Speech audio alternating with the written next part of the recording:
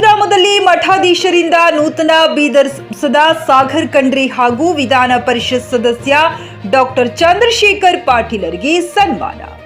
ಬೀದರ್ ಜಿಲ್ಲೆಯ ಬಸವಕಲ್ಯಾಣ ತಾಲೂಕಿನ ತಡೋಳ ಗ್ರಾಮದಲ್ಲಿ ಜಿಲ್ಲೆಯ ವಿವಿಧ ಮಠಾಧೀಶರುಗಳಿಂದ ನೂತನವಾಗಿ ಬೀದರ್ ಸಂಸದರಾಗಿ ಆಯ್ಕೆಯಾಗಿರುವ ಸಾಗರ್ ಖಂಡ್ರೆ ಹಾಗೂ ಎರಡನೇ ಬಾರಿಗೆ ಈಶಾನ್ಯ ವಲಯ ಪದವೀಧರರ ವಿಧಾನ ಪರಿಷತ್ ಸದಸ್ಯರಾಗಿ ಆಯ್ಕೆಯಾಗಿರುವ ಡಾಕ್ಟರ್ ಚಂದ್ರಶೇಖರ್ ಪಾಟೀಲ್ ರವರಿಗೆ ಜಿಲ್ಲೆಯ ವಿವಿಧ ಮಠಾಧೀಶರು ತಡೋಳದಲ್ಲಿ ಸನ್ಮಾನಿಸಿ ಆಶೀರ್ವದಿಸಿದರು. ಕಾರ್ಯಕ್ರಮದ ನೇತೃತ್ವವನ್ನು ಮುಖಂಡರಾದ ಎ.ವಿ. ಸ್ವಾಮಿರವರು ವಹಿಸಿದರು. ಇದೇ ವೇಳೆ ಮಾತನಾಡಿದ ಧರ್ಮಗುರುಗಳು, ನೂತನ ಸಂಸದರಾದ ಸಾಗರ್ ಖಂಡ್ರೆ ಗೆಲುವಿಗೆ ನಾವೆಲ್ಲರೂ ಪ್ರಾರ್ಥಿಸಿದ್ದೆವು. ಬೀದರ್ನಲ್ಲಿ ಬದಲಾವಣೆ ಆಗಬೇಕಿತ್ತು, ಆಗಿದೆ. ಖಂಡ್ರೆಯವರ ಮೇಲೆ ಬಹಳ ನಿರೀಕ್ಷೆ ಇಟ್ಟಿದ್ದೇವೆ. ಜಿಲ್ಲೆಯ ಅಭಿವೃದ್ಧಿಗೆ ಅವರು ಕೆಲಸ ಮಾಡಬೇಕು ಎಂದು ಆಶೀರ್ವದಿಸಿದರು. ಜೆಕೆ ನ್ಯೂಸ್ ಕನ್ನಡ, ಬಸವ ಕಲ್ಯಾಣ. ಇದು ಭ್ರಷ್ಟರ ಪಾಲಿಗೆ ಸಿಂಹ ಸ್ವಪ್ನ. ಇವತ್ತು ಇದು ಒಂದು ಮಠಾಧೀಶರ ಸಂಗಮ ಆಗಿದೆ. ಇಷ್ಟು ಜನ ಇಲ್ಲಿ ಸೇರ್ಬೇಕಾದ್ರೆ ನಂದು ಸಾಗರೊಂದು ಪುಣ್ಯ. ಯಾಕಂದ್ರೆ ನಾವು ಎಲೆಕ್ಷನ್ ಗೆದ್ದರೆ ನಮ್ದೊಂದು ಸಂಕಲ್ಪ ಇತ್ತು, ನಾವಲ್ಲಿ ಸಾಗರಲ್ಲಿ ಎಲ್ಲಾ ಮಠಾಧೀಶರ ಹತ್ರ ಹೋಗಿ ಆಶೀರ್ವಾದ ತಗೋಬೇಕಿದೆ. ಆದ್ರ ತಾವೆಲ್ಲ ಮಠಾಧೀಶರು ಒಂದ್ ಕಡೆ ಸೇರಿ ಸಂಗಮ ಆಗಿ ತಾವು ಏನ್ ಆಶೀರ್ವಾದ ಮಾಡಕ್ಕೆ ನಮ್ಗೆ ಬಂದಿವ್ರಿ. ಇದು ಒಂದು ಐತಿಹಾಸಿಕ, ಯಾಕಂದ್ರೆ ನಮ್ಗೆ ಇಷ್ಟು ಸಂತೋಷ ದಿನ ಇವತ್ತ. ಯಾಕಂದ್ರ ಎಲ್ಲಾ ಮಠಾಧೀಶರು ನಮ್ಮನ್ನು ಕರೆದಿ ಆಶೀರ್ವಾದ ಮಾಡಿದ ಸಲುವಾಗಿ ನಾನು ನಿಮ್ಗೆ ಜೀವನದಲ್ಲಿ ಆಗಿರ್ತೀನಿ. ನಾನು ಸಾಗರ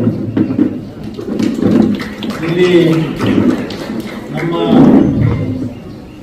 ಹಿರಿಯ XMP ಆದ ರಾಮಚಂದ್ರ MP ಅವರು, ಇಡೀ ಕರ್ನಾಟಕದ ಎಲ್ಲಕ್ಕೆ ಹಿರಿಯ MP ಅವರು ಮತ್ತು ಕಿರಿಯ MP ಅವರಾದ ಸಾಗರ್ ಅವರು. ಯಾಕಂದ್ರೆ ಅವರು 96 ವಯಸ್ಸಿನವರಿಗೆ MP ಆಗಿದ್ದರು. ನಮ್ಮ ರಾಮಚಂದ್ರ ಹೈಯೆಸ್ಟ್ ಇನ್ ಪಾರ್ಲಿಮೆಂಟ್, ಎಲ್ಲಕ್ಕೆ ಹೆಚ್ಚು ವಯಸ್ಸು. ಇಲ್ಲಿ ನಮ್ಮ ಕರ್ನಾಟಕದಲ್ಲಿ ಕಿರಿಯ ಕಡಿಮೆ ವಯಸ್ಸಿನವರಾದ ಸಂಸದರಾದ ಸಾಗರ್ ಅವರೇ. ಇಲ್ಲಿ ಸೇರಿದಂತ ಎಲ್ಲ ಮುದ್ದು ಮಕ್ಕಳೇ, ಈಗಾಗಲೇ ಸಾಕಷ್ಟು ಸವಿಸ್ತರವಾಗಿ ಅಪ್ಪರು ಮಾತನಾಡಿದ್ದಾರೆ. ಈಗ ನಾನು ಎರಡನೇ ಸರ್ತಿ ಇದು Kalyana Karnataka north East ಕಾನ್ಸ್ಟಿಟ್ಯೂನ್ಸಿಯಲ್ಲಿ graduate ಅಲ್ಲಿ ಆಯ್ಕೆಯಾಗಿದ್ದೀನಿ. ತಮ್ಗೆಲ್ಲ ಗೊತ್ತಿದಂಗೆ ಅಪ್ಪರೇದು ಇಡೀ ಕರ್ನಾಟಕದಲ್ಲ, ಇಡೀ ಇಂಡಿಯಾದಲ್ಲೇ ಎಲ್ಲದೂ ದೊಡ್ಡ ಕಾನ್ಸ್ಟಿಟ್ಯೂನ್ಸಿ. 41 ತಾಲೂಕು ಬರುತ್ತೆ, 6600 ಊರು ಬರುತ್ತೆ. ಇಲ್ಲಿ ಔರಾಲಿ ಹರಪನಹಳ್ಳಿ 680-700 ಕಿಲೋಮೀಟರ್ ಆಗುತ್ತೆ. ಇದು ಗೆದಬೇಕಾಗಿತ್ತು ಅಂದ್ರ ನಮ್ದು ಎಲ್ಲಾ ಸೇರಿದಂತೆ ಎಲ್ಲ ಮಠಾಧೀಶರು, ನಮ್ಮ ತಾಯಿ ತಂದೆ ಪುಣ್ಯ, ನಮ್ಮ ವೀರಭದ್ರೇಶ್ವರ ಆಶೀರ್ವಾದ ನಾನು ಇಲ್ಲಿಂದ ಮಾತಾಡ್ತಾ ಇದ್ದೀನಿ. ಅಂದ್ರ ಇದು ಸಾಕಷ್ಟು ಕಷ್ಟ ಇದೆ. ಎಲ್ಲ ಪದವೀಧರರಲ್ಲಿ ಶಿಕ್ಷಕರು ಸಾಕಷ್ಟು ಸಮಸ್ಯೆಗಳಿದೆ, ಅವೆಲ್ಲ ನೇರವಾಗಿ ನನಗೆ ಅರ್ಥ ಮಾಡ್ಕೊಂಡಿದ್ದೀನಿ. ಎರಡನೇ ಸರ್ತಿ ನಾನು ಬಳ್ಳಾರಿಗೆ ಹೋಗಿ, ಬಳ್ಳಾರಿಯಿಂದ ಔರಾದವರೆಗೆ ಎಲ್ಲಾ ಶಿಕ್ಷಕರಿಗೆ ಹೋಗಿ ನಾನು ಕ್ಷಮೆ ಕೇಳಬೇಕು, ಕ್ಷಮೆ ಕೇಳಿ ಎಲ್ಲೋಗಿ. ನಾನು ಮೊದಲನೇ ಸರ್ತಿ ಸರಿಯಾಗಿ ಕೆಲಸ ಮಾಡ್ಲಿಕ್ಕಾಗಿಲ್ಲ, ಕೊರೋನಾ ಇತ್ತು. ಅದಕ್ಕಾಗಿ ಮುಂದೆ ಬರುವಂತ ತಿಂಗಳಲ್ಲಿ ನಾನು ಬಡ್ಡಿ ಸಮೇತ ನಿಮ್ದೆಲ್ಲ ಕೆಲಸ ಮಾಡಿ ತೋರಿಸ್ತೀನಿ ಅಂತ ಹೇಳಿ ಅವ್ರ ಜೊತೆ ಎಲ್ಲರಿಗೂ ಎರಡನೇ ಸರ್ತಿ ನಾನು ಗೆದ್ದಿದ್ದೀನಿ. ಹಾಗಾಗಿ ನಾನು ಈಗ ಮುಂದೆ ಬರುವಂತ ದಿನಗಳಲ್ಲಿ ಆದಷ್ಟು ಪ್ರಾಮಾಣಿಕವಾಗಿ ಎಲ್ಲ ಸೇವೆ ಸಲ್ಲಿಸಿ ಆದಷ್ಟು ಕೆಲಸ ಮಾಡಿ ತೋರಿಸ್ತೀನಿ ಅಂತ ಹೇಳಿ ವೇದಿಕೆ ಮುಖಾಂತರ ಹೇಳ್ತೀನಿ. ತಾವು ಒಂದಂಗಪ್ಪರೆ ಸಾಕಷ್ಟು ಈಗ ನೋಡ್ತಾ ಇದ್ರಿ, ನಂದೇ ಹೇಳ್ತಾ ಇದ್ದೀನಿ. ಇವಾಗ ನಾನು ಡಾಕ್ಟರ್ ಆಗಿದ್ದೀನಿ, ನಾನು ಕಲ್ತೀನಿ ಇಂಗ್ಲಿಷ್ ಮೀಡಿಯಂ. 5ನೇ ಹಿಡಿದು ನಾನು ಕನ್ನಡನೇ ಕಲ್ತಿಲ್ಲ. ಈಗ ನನಗೆ ಎಷ್ಟು ಸಮಸ್ಯೆಗಳನ್ನ ಆಗ್ತಿದೆ, ನನಗೆ ಎಷ್ಟೋ ಇವು ಉಚ್ಚಾರ ಮಾಡಕ್ ಆಗಲ್ಲ. ಈಗ ಅನಿಸ್ತಾ ಇದೆ ನಾನು ಕನ್ನಡ ಮೀಡಿಯಂ ಯಾಕೆ ಕಲ್ತಿಲ್ಲ ಅಂತ. ಯಾಕಂದ್ರೆ ಅವಾಗ ನಾನು ಪಾಲಿಟಿಷಿಯನ್ ಆಗ್ತೀನಿ, ನನ್ಗೆ ಗೊತ್ತಿದ್ದಲ್ಲ. ನನಗೆ ಮೊದಲೇ ಗೊತ್ತಿದ್ದು ನಾನು ಕನ್ನಡ ಮೀಡಿಯಂ ಪ್ರಾಬ್ಲಮ್, ನಮಗ ಪೂರ ಕನ್ನಡನೂ ಬರಲ್ಲ.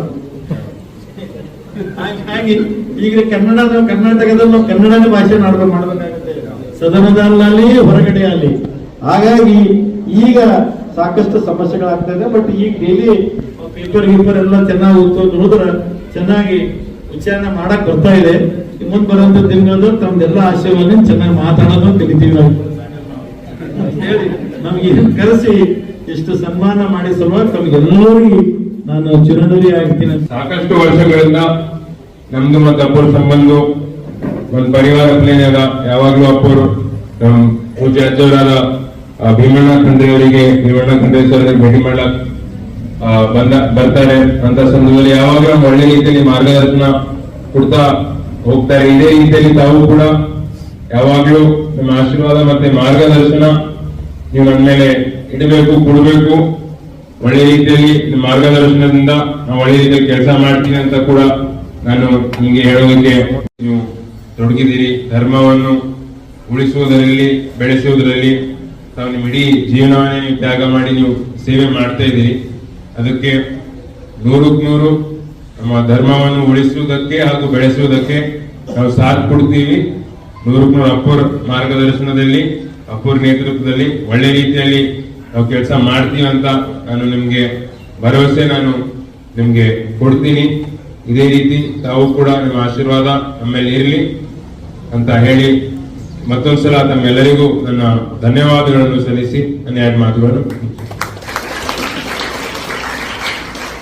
ಹಾಗೂ ನಮ್ಮ ನೆನಪಿನ ಡಾಕ್ಟರ್ ಚಂದ್ರಶೇಖರ್ ಪಾಟೀಲ್ ಅಂಕಲ್ ಅವರು ಯಾವಾಗಲೂ ಕೂಡ ನಂಗೆ 6 ತಿಂಗಳ ಮುಂಚೆನೆ ನಂಗೆ ಅಂಕಲ್ ಹೇಳಿದ್ರು, ಈ ಯಂಗೆಸ್ಟ್ MP ನೀನೇ ನೋಡಪ್ಪ ಅಂತ. ಯಾವಾಗ್ಲೂ ಅಂಕಲ್ ಕೂಡ ನಮ್ ಜೊತೆನೆ ಇರ್ತಾರೆ. ಯಾವಾಗ್ಲೂ ಅವ್ರು ಕೂಡ ಮಾರ್ಗದರ್ಶನ ಕೂಡ ಬಹಳ ಇಂಪಾರ್ಟೆಂಟ್ ಇದೆ. ಹಿರಿಯರಿದ್ದಾರೆ, ಅವರಿಗೆ ಅನುಭವ ಇದೆ. ಅದಕ್ಕೆ ಮುಂಬರುವ ದಿನಗಳಲ್ಲಿ ಯಾವ ರೀತಿ ಸೇವೆ ಮಾಡ್ಬೇಕು, ಯಾವ ರೀತಿ ಕೆಲಸ ಮಾಡ್ಬೇಕು, ಕಾರಲ್ಲಿ ಬರ್ತಾ ಇರುವಾಗ ಕೂಡ ಅದ್ರ ಬಗ್ಗೆ ನಾವು ಚರ್ಚೆ ಮಾಡ್ತಾ ಇದೀವಿ. ಈ ಅನುದಾನದಲ್ಲಿ ನಾವು ಏನೇನ್ ಕೆಲಸ ಮಾಡ್ಬೋದು, ಎಷ್ಟು ಅನುದಾನ ಇದೆ, MSc ಅವರಿಗೆ ಎಷ್ಟು ಅನುದಾನ ಇದೆ, MP ಅವರಿಗೆ ಎಷ್ಟು ಅನುದಾನ ಇದೆ ಅಂತ ಅನ್ನೋದು ಅದಕ್ಕೆ ಮುಂಬರುವ ದಿನಗಳಲ್ಲಿ ಅವ್ರ ಮಾರ್ಗದರ್ಶನದಲ್ಲಿ ಕೂಡ ಹಾಗೂ ಹುಮ್ನಾಬಾದ್ ಮತಕ್ಷೇತ್ರದ ಮಾಜಿ ಸಚಿವರಾದ ರಾಜಶೇಖರ್ ಪಾಟೀಲ್ ಸರ್ ಅವರ ಮಾರ್ಗದರ್ಶನದಲ್ಲಿ ನಾನು ಒಳ್ಳೆ ರೀತಿಯಲ್ಲಿ ನಾನು ಕೆಲಸ ಮಾಡ್ತೀನಿ ಅಂತ ಹೇಳಿ ಮತ್ತೊಂದ್ಸಲ ಎಲ್ಲರಿಗೂ ಧನ್ಯವಾದಗಳನ್ನು ಸಲ್ಲಿಸಿ ನನ್ನ 2 ಮಾತುಗಳನ್ನು ಮುಗಿಸುತ್ತೇನೆ. ವೀಕ್ಷಕರೇ ನಮಸ್ಕಾರ. ನಾವು ಇವತ್ತಿನ ಏನಪ್ಪ ಅಂದರೆ ಬಸವ ಕಲ್ಯಾಣ ತಾಲೂಕಿನ ಒಂದು ತಡೋಳ ಗ್ರಾಮದಲ್ಲಿದ್ದೀವಿ. ವಿಶೇಷವಾಗಿ ಏನಪ್ಪ ಅಂದರೆ ಇವತ್ತಿನ ದಿನ ಒಂದು ನೂತನವಾಗಿ ಏನಪ್ಪ ಅಂದರೆ ವಿಧಾನ ಪರಿಷತ್ ಸದಸ್ಯರು ಮತ್ತು ನೂತನವಾಗಿ ಒಂದು MP ಆಗಿರುವಂಥ ಸಾಗರ್ ಖಂಡ್ರೆ ಅವರಿಗೆ ಏನಪ್ಪ ಅಂದರೆ ತಡೋಳ ಶ್ರೀಗಳು ಮಠದಲ್ಲಿ ಏನಪ್ಪ ಅಂದರೆ ಸನ್ಮಾನವನ್ನು ಮಾಡಿದ್ದಾರೆ. ಬನ್ನಿ ಅದರ ಕುರಿತಾಗಿ ಸಂಪೂರ್ಣವಂಥ ಮಾಹಿತಿಯನ್ನು ತಡೋಳ ಶ್ರೀಗಳು ನಮ್ಮ ಜೊತೆ ಹಂಚಿಕೊಳ್ಳಲಿದ್ದಾರೆ. ಅಪ್ಪರೇ ನಮಸ್ಕಾರ. ನಮಸ್ಕಾರ. ಇವತ್ತಿನ ದಿವಸ ತಡೋಳ ಗ್ರಾಮದ ಗುರುಕುಲಾಶ್ರಮದಲ್ಲಿ ಎಲ್ಲ ಮಠಾಧೀಶರು ಕೂಡಿ ಒಂದು ವಿಶಿಷ್ಟವಾಗಿರ್ತಕ್ಕಂತಹ ಕಾರ್ಯಕ್ರಮವನ್ನು ನೂತನವಾಗಿ ಆಯ್ಕೆಯಾದಂತಹ ಸಂಸದರು ಹಾಗೂ ವಿಧಾನ ಪರಿಷತ್ ಸದಸ್ಯರ ಒಂದು ಗೌರವದ ಕಾರ್ಯಕ್ರಮವನ್ನು ಎಲ್ಲ ಮಠಾಧೀಶರು ಕೂಡಿ ಹಮ್ಮಿಕೊಂಡಿದ್ದು ಇದೊಂದು ಭಾಳ ಸುಂದರವಾಗಿರ್ತಕ್ಕಂಥ ಕಾರ್ಯಕ್ರಮವಾಗಿದೆ. ಮಠಾಧೀಶರ ಒಕ್ಕೂಟಿನ ಅಧ್ಯಕ್ಷರಾಗಿರ್ತಕ್ಕಂಥ ಹಿರಣಾಗವ ಪೂಜ್ಯರು ಹಾಗೂ ಎಲ್ಲ ಆತ್ಮೀಯ ಬಳಗದೊಂದಿಗೆ ಈ ಕಾರ್ಯಕ್ರಮದ ಆಯೋಜನೆಯಾಗಿದೆ. ಬೀದರ್ ಲೋಕಸಭಾ ಕ್ಷೇತ್ರದ ಸದಸ್ಯರಾಗಿರ್ತಕ್ಕಂಥ ಈ ಮಾನ್ಯನೀಯ ಶ್ರೀ ಸಾಗರ್ ಈಶ್ವರ ಖಂಡ್ರೆ ಅವರು ಅತ್ಯಂತ ಕಿರಿಯ ವಯಸ್ಸಿನಲ್ಲಿ ಸಂಸತ್ ಭವನವನ್ನು ಸೇರಿದ್ದು ಇದು ಬೀದರ ಜಿಲ್ಲೆಗೆ ಅಷ್ಟೇ ಅಲ್ಲ, ಇಡೀ ದೇಶಕ್ಕೆ ಹೆಮ್ಮೆಯ ವಿಷಯವಾಗಿದೆ. ಬೀದರಿನಲ್ಲಿ ಒಂದು ಹೊಸ ಇತಿಹಾಸ ಏನಂತಂದರೆ, ಅತ್ಯಂತ ಹಿರಿಯ ವಯಸ್ಸು 98ನೇ ವಯಸ್ಸಿನಲ್ಲಿರ್ತಕ್ಕಂಥ ರಾಮಚಂದ್ರ ವೀರಪ್ಪನವ್ರನ್ನು ಕೂಡ ಇದೇ ಲೋಕಸಭಾ ಕ್ಷೇತ್ರದಿಂದ ದಿಲ್ಲಿಗೆ ಕಳಿಸಿತ್ತು. ಅತೀ ಕಿರಿಯ ವಯಸ್ಸಾದಿರ್ತಕ್ಕಂಥ ಸಾಗರ್ ಖಂಡ್ರೆ ಅವರಿಗೂ ಕೂಡ ಈ ಲೋಕಸಭಾ ಕ್ಷೇತ್ರಕ್ಕೆ ಕಳಿಸಿರ್ತಕ್ಕಂಥದ್ದು.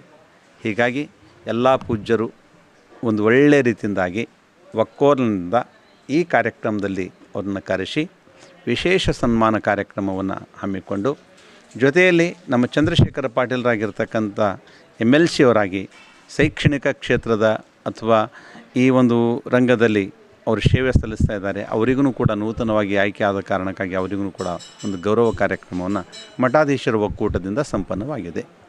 ನಿಜವಾಗಲೂ ಕೂಡ ಭಾಳ ದೊಡ್ಡ ಖುಷಿ ಅನ್ನಿಸ್ತದೆ. ಮಠಾಧೀಶರ ಹತ್ತಿರ ಒಬ್ಬೊಬ್ಬರ ಹತ್ತಿರ ಹೋಗೋದು ಬೇಡ, ಎಲ್ಲ ಮಠಾಧೀಶರು ಕೂಡಿ ಒಂದು ಸನ್ಮಾನ ಮಾಡ್ತಕ್ಕಂಥದ್ದು ಇದು ಹೊಸ ಇತಿಹಾಸ. ಭಕ್ತರು ಗುರುಗಳನ್ನು ಕರೆಸಿ ಗೌರವ ಮಾಡಿದ್ದು ಇದು ಎಲ್ಲ ಕಡೆ ಇದೆ. ಆದರೆ ಎಲ್ಲ ಗುರುಗಳು ಕೂಡಿ ಭಕ್ತರಿಗೆ ಗೌರವ ಮಾಡಿರ್ತಕ್ಕಂಥ ಒಂದು ವಿಶೇಷ ಕಾರ್ಯಕ್ರಮ ಇಲ್ಲಿಂದ ಸಂಪನ್ನವಾಗಿದೆ. ಇದು ಅವರಿಗೊಂದು ಪ್ರೇರಣೆ, ಮಾರ್ಗದರ್ಶನ. ಈ ಮಠಾಧೀಶರಿಂದ, ಗುರುಗಳಿಂದ ಒಂದು ಹೊಸ ಮಾರ್ಗದರ್ಶನ ಅವರಿಗೆ ಸಿಗಲಿ, ಅವರ ಬದುಕು ಮತ್ತು ಭವಿಷ್ಯ ಒಳ್ಳೆಯ ರೀತಿಯಿಂದಾಗಿ ಬೆಳೆಯುವ ಸಲುವಾಗಿ ಇದೊಂದು ಪ್ರಯತ್ನ. ಧರ್ಮಗುರುಗಳು ಮಾಜಿ ಕೇಂದ್ರ ಸಚಿವರ ವಿರುದ್ಧ ಆಕ್ರೋಶವನ್ನು ವ್ಯಕ್ತಪಡಿಸಿರುವುದನ್ನು ನೋಡಿದ್ದೀವಿ. ಅದು ಅವರ ವರ್ತನೆಯೇ ಕಾರಣ. ಅದರ ಬಗ್ಗೆ ನಾವು ಚರ್ಚೆ ಮಾಡೋದನ್ನು ಬೇಡ, ಅದು ಸರಿಯಾದ ಮೀಡಿಯಾದಲ್ಲಿ ಹೋಗೋದು ಅರ್ಥವೂ ಇಲ್ಲ. ಗೆದ್ದ ವ್ಯಕ್ತಿ ಬಗ್ಗೆ ಹೇಳಬೇಕೇನೋ, ಬಿದ್ದ ವ್ಯಕ್ತಿ ಬಗ್ಗೆ ಹೇಳೋದು ಸರಿಯಲ್ಲ. ಆಕ್ರೋಶ ಅನ್ನೋದಕ್ಕಿಂತ ಅಲ್ಲ, ಧರ್ಮ ವಿರುದ್ಧವಾದಂಥ ಕೆಲಸವನ್ನು ಅವ್ರು ಮಾಡ್ಯಾರ ಅನ್ನೋ ಸಲುವಾಗಿ ನಮ್ಮ ಬಾಯಾಗ ಬರ್ಬೇಕಲ್ಲ. ಅದು ಆಕ್ರೋಶ ಅಲ್ಲ, ತಪ್ಪನ್ನು ತಿದ್ಕೊಳ್ಳುವಂಥ ಮೂರ್ಖತನ ಅವ ಮಾಡ್ತಾನೆ. ಅದು ಆಗಬಾರ್ದು ಅನ್ನೋ ಸಲುವಾಗಿ ನಾನೇ ಹೇಳಿದ್ದು, ಮತ್ತೆ ಯಾರಿಲ್ಲ. ತಿಳಿತದು. ಗುರುವಾಗಿ ನಾನು ಇಷ್ಟು ಬುದ್ಧಿ ಹೇಳಲಿಲ್ಲ ಅಂತ ತಿಳ್ಕೊಂಡಂತಂದ್ರೆ ಗುರುಪೀಠಕ್ಕೆ ಅಪಮಾನ ಆಗುತ್ತಲ್ಲಪ್ಪ, ಅದನ್ನು ಹೇಳೀನಿ. ಹುಮ್ನಾಬಾದ್ SVTVಯ ಶೋರೂಮ್ ನೀಡುತ್ತಿದೆ ಉದ್ಯೋಗಾವಕಾಶ. SSLC, PUC, ಡಿಗ್ರಿ ಓದಿರುವ ನಿರುದ್ಯೋಗ ಯುವಕ ಯುವತಿಯರು ತಮ್ಮ ಶಿಕ್ಷಣ ಮಾಹಿತಿ ಹಾಗೂ ಸಿವಿಯೊಂದಿಗೆ ಹಿಂದೆ ಭೇಟಿ ನೀಡಿ. ನಾಗಲಕ್ಷ್ಮಿ ದಾಬಾ ಹತ್ತಿರ, ಕಲಬುರಗಿ ರಸ್ತೆ, ಹುಮ್ನಾಬಾದ್. ಹೆಚ್ಚಿನ ಮಾಹಿತಿಗಾಗಿ ಸಂಪರ್ಕಿಸಿ 8494951009.